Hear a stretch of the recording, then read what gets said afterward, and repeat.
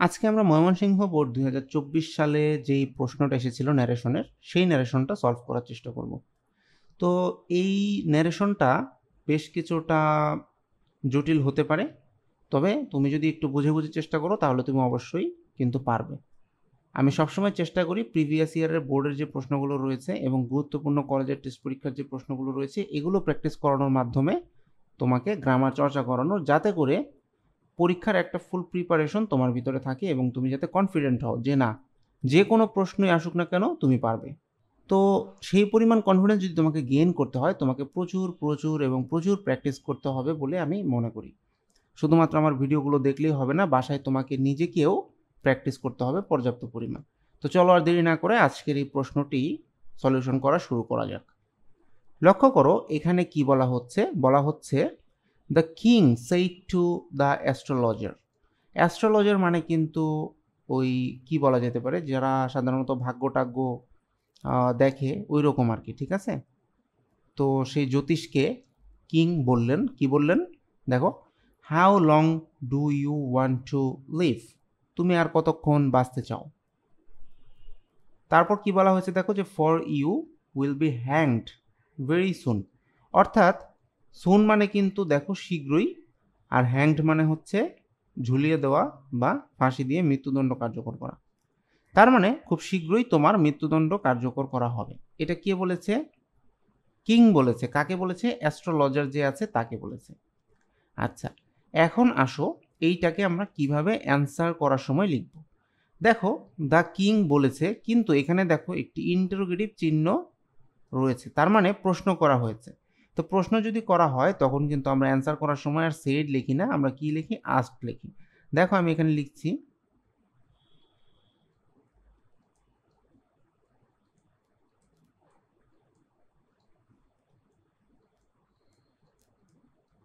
দেখো আমি লিখলাম দ্য কিং আস্কড। কাকে জিজ্ঞাসা করেছে? এই যে টু এর পরে যে অ্যাস্ট্রোলজার রয়েছে সেটা লিখবো আমরা।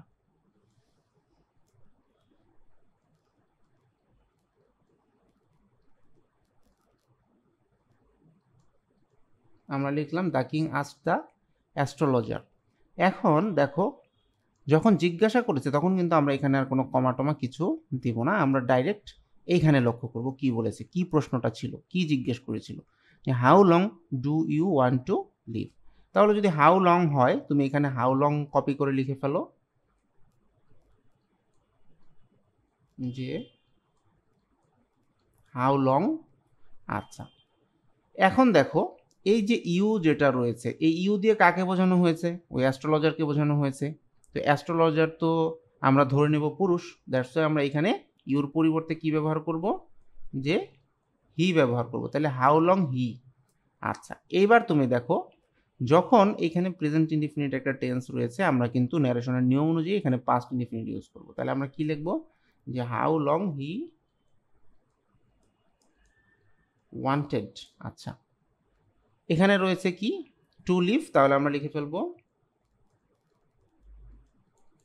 Two leave.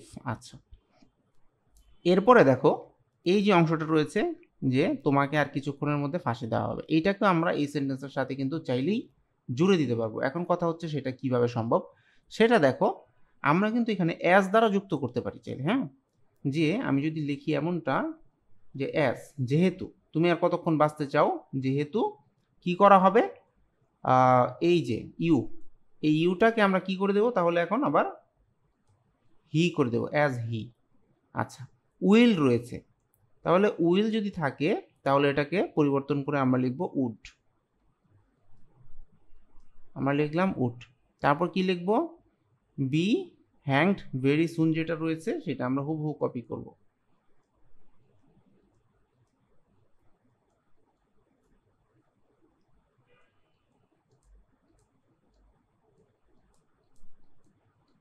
আচ্ছা, এই পর্যন্ত আমরা লিখে ফেললাম। এরপরে দেখো তাহলে এখান পর্যন্ত আমাদের কাজটা মোটামুটি শেষ হলো। এরপর দেখো কি বলেছে বা কে বলেছে সেটা আমরা লক্ষ্য করব। এখানে দেখো বলছে যে লুকিং অ্যাট দ্য স্কাই, অর্থাৎ আকাশের দিকে তাকিয়ে, দ্য অ্যাস্ট্রোলজার সেড, অর্থাৎ আকাশের দিকে তাকিয়ে এই অ্যাস্ট্রোলজার কি বলল? My lord, the positions of the stars, মানে তারার যে পজিশন বা অবস্থান, ডিক্লেয়ার দ্যাট, সেটা ঘোষণা করছে যে I will die only a week before your majesty. দেখো এখানে ইওর ম্যাজেস্টি বলতে কিন্তু ওই কিংকে বোঝানো হয়েছে, অর্থাৎ আপনার মারা যাওয়ার মাত্র 1 সপ্তাহ আগে আই উইল ডাই, বা আমি মারা যাব, তারা এটা বলছে। আমি আশা করবো তোমরা বুঝতে পেরেছো, মানে খুব চালাকির সাথে একটা অ্যান্সার দিয়েছে আর কি, যে রাজা যেহেতু জিজ্ঞাসা করেছে যে তুমি কতদিন আর বাঁচতে চাও, এখন উনি বলেছেন যে আমি দেখতে পাচ্ছি যে মানে আমার মৃত্যুর 1 সপ্তাহ পরে আপনার মৃত্যু হবে, বা আপনার মৃত্যুর 1 সপ্তাহ আগে আমার মৃত্যু হবে। তো এখন তো স্বভাবতই রাজার টেনশনে পড়ে যাওয়ার কথা, যে ওকে যদি মারি তাহলে তো আলটিমেটলি এটা আমার উপরেই আসবে, কারণ যেহেতু ও বলছে যে ওর আর আমার মৃত্যুর ব্যবধান 1 সপ্তাহ, দ্যাটস ওয়াই। তাহলে এইটাকে একটা জিনিস বুঝতে হবে, দেখো the astrologer said my lord. এখন কথা হচ্ছে দেখো এই মাই লর্ড দিয়ে কাকে বোঝানো হলো? কিংকে বোঝানো হলো, কিন্তু এটা তো এই লাইনে স্পষ্ট নয়।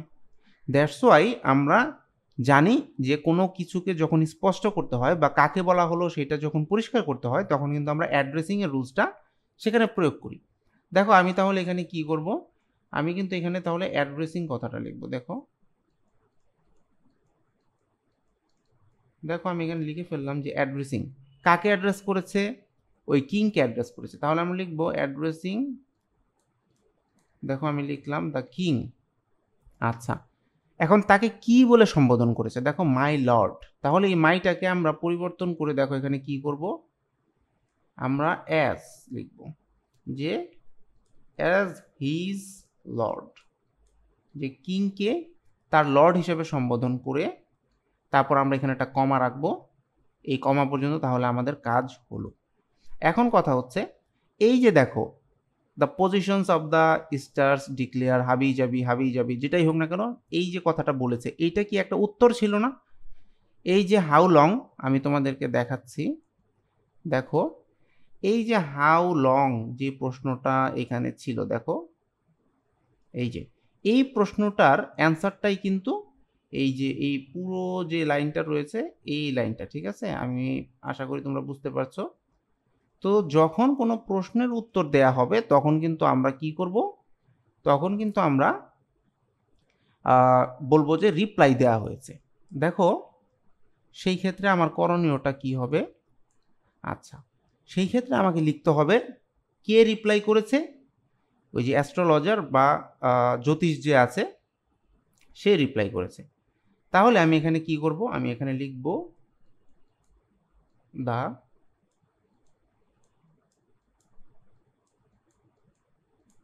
অ্যাস্ট্রোলজার, আমি লিখব রিপ্লাই। দেখো অ্যাস্ট্রোলজার কি রিপ্লাই করেছিল, যে এই দেখো সে বলছে কি, এই যে পজিশন অফ দ্য স্টার্স, ঠিক আছে? তো এইটা সে কিভাবে মানে বুঝতে পারলো? অবশ্যই আকাশের দিকে তাকিয়ে সে বুঝতে পারলো, তাই না? মানে জেনারেল সেন্স যেটা বলে আর কি। তাহলে তুমি এবার চিন্তা করো যে আমার চিন্তা ভাবনাটা কীরকম হতে হবে, আমাকে একটু সাজিয়ে গুছিয়ে লেখার জন্য যেটা করতে হবে আর কি, যে সে উত্তর দিল আকাশের দিকে তাকিয়ে, এরকমভাবে আমাকে বলতে হবে। তাহলে আমি কি করতে পারি, দেখো দ্য অ্যাস্ট্রোলজার রিপ্লাইড, এখন আমি বলবো যে দেখো আমি বলবো লুকিং অ্যাট, তারপর বলবো দ্য স্কাই। এখন তারপর আমি একটা দ্যাট যুক্ত করে রাখবো এখানে, দ্যাট। এখন কি বললো সেইটা তাহলে আমি উপস্থাপন করলেই চলবে। জাস্ট তোমাকে একটা জিনিস বুঝতে হবে কি, যে এই যে দ্য অ্যাস্ট্রোলজার রিপ্লাইড, মানে অ্যাস্ট্রোলজার যে উত্তর দিয়েছিল, এই যে লুকিং অ্যাট দ্য স্কাই, এই অংশটাই জাস্ট আমি কিন্তু অতিরিক্ত অ্যাড করলাম। কেন? জাস্ট আমার সেন্টেন্সটা মিলানোর জন্য। হ্যাঁ, এখন কথা হচ্ছে এই যে দ্য পজিশনস, এখান থেকে আমাকে তাহলে শুরু করতে হবে। আমি লিখব, দেখো আমি লিখলাম the position of the stars,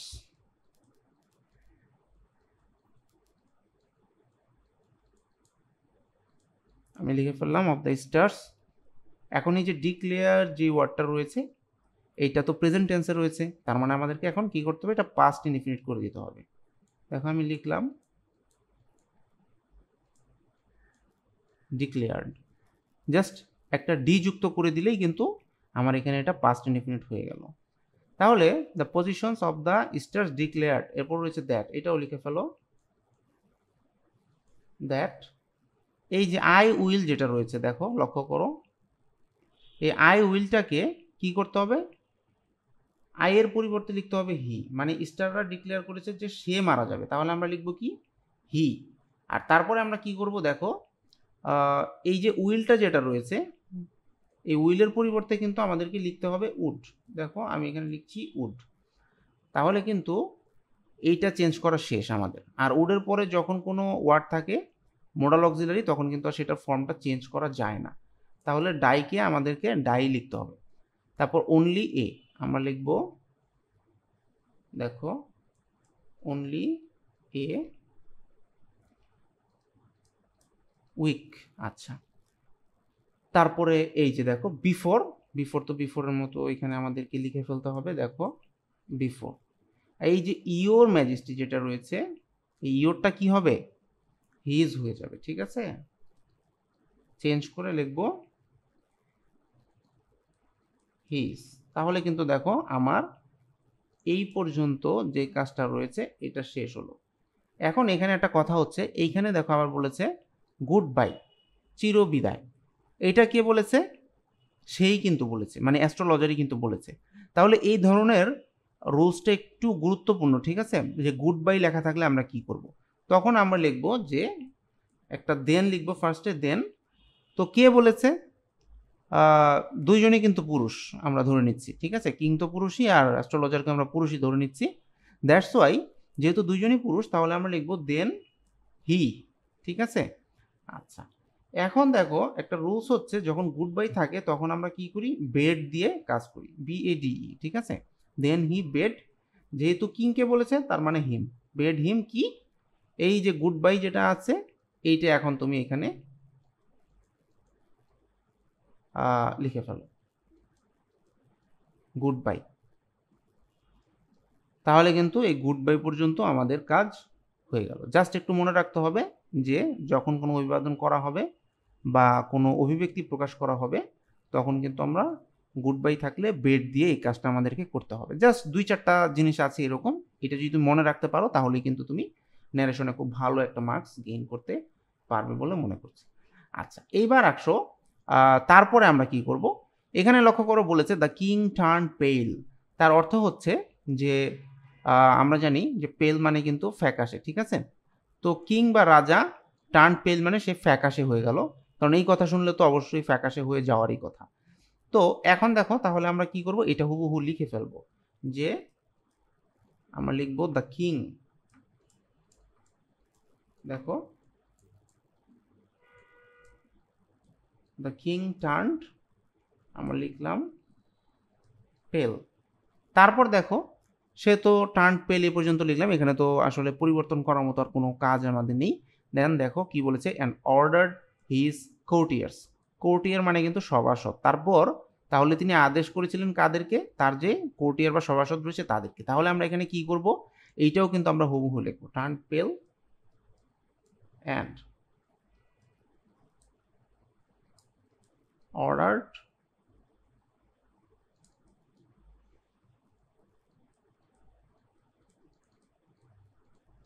his কোর্টিয়ার্স। আচ্ছা, এখন মনে প্রশ্ন আসতে পারে যে কি অর্ডার করলো আর সেটা কিভাবে লিখবো। দেখো যেহেতু অর্ডার করেছে তাহলে কিন্তু এইখানে আমরা দ্যাট দেব না, ঠিক আছে। আমরা এখানে কি করব, একটু চালাকি করে একটু এইখানে চেঞ্জ করে বসাবো যাতে আমাদের সেন্টেন্সটা মিলে। তো সেটার জন্য দেখো আমরা কি করতে পারি, এখানে বলেছে ড্রাইভ দিস রেচ অ্যাওয়ে, সে তার কোর্টিয়ার বা সভাসদদেরকে কি বলেছিল, এই রেচ বা মন্দ ভাগ্যটাকে দূরে সরাও বা হতভাগ্যটাকে দূরে সরাও। অ্যান্ড নেভার অ্যালাউ হিম, এবং কখনো তাকে কাম ফর ডিস্টার্বিং পিস, অর্থাৎ কখনো তাকে অ্যালাউ করো না আসার জন্য ডিস্টার্বিং পিস মানে শান্তি বিনষ্ট করতে, ঠিক আছে, যেহেতু এমন একটা কথা সে বলে ফেলেছে এই কারণে আর কি, এই অপরাধে। তো এইটাকে দেখো আমি কি করব, আমি এইখানে লিখব, এই যে ড্রাইভ যেটা রয়েছে এটাকে আমি টু দ্বারা যুক্ত করব, টু, আমি লিখব টু ড্রাইভ। আচ্ছা, দিস যদি থাকে তাহলে পরিবর্তনের সময়, ন্যারেশন পরিবর্তনের সময় কিন্তু আমাদেরকে কি লিখতে হবে, দ্যাট লিখতে হবে, ঠিক আছে। আমরা লিখলাম দ্যাট, টু ড্রাইভ দ্যাট, এখন এই রেচ অ্যাওয়ে যেটা, এটা আমরা হুবহু এখান থেকে কপি করব। দেখো আমরা লিখলাম রেচ অ্যাওয়ে। অ্যান্ড এই যে নেভার অ্যালাউ হিম, এইটাও আমরা হুবহু কপি করব। আমরা লিখব অ্যান্ড, দেখো নেভার, তারপর আমরা লিখব অ্যালাউ। আচ্ছা, হিম তো এখানে হিমই, অর্থাৎ তাকে, ওই অ্যাস্ট্রোলজারকে বোঝানো হচ্ছে, সো এখানে কিন্তু চেঞ্জ করার আর কোনো প্রয়োজন থাকছে না। আচ্ছা, টু কাম ফর, এটাও এখান থেকে দেখে দেখে তুমি জাস্ট লিখে ফেলো যে টু কাম।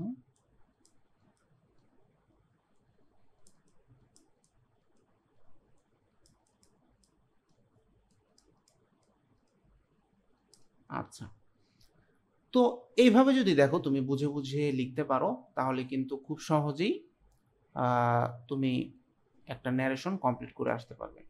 এবং যদি তুমি পরীক্ষার হলে এভাবে বুঝে বুঝে অ্যান্সার করতে পারো, আমার মনে হয় যে কোনো ন্যারেশন অ্যান্সার করাটা তোমার জন্য তেমন কোনো আহামরি ঘটনা হবে না, এবং তুমি খুব সহজেই অ্যান্সার করে আসতে পারবে এবং ফুল মার্কস নিয়ে আসতে পারবে। জাস্ট তোমাকে যে কাজটা করতে হবে, বেশ কিছু ব্যাপার খেয়াল করতে হবে, যে যেমন আমি যদি তোমাকে একটু উল্লেখ করে বোঝানোর চেষ্টা করি, তাইলে আমি তোমাকে বলতে পারবো, একটা হচ্ছে যে ইন্টারোগেটিভ কিছু রয়েছে কিনা, ঠিক আছে, তাহলে সেইটার ট্রিটমেন্টটা কিভাবে হবে।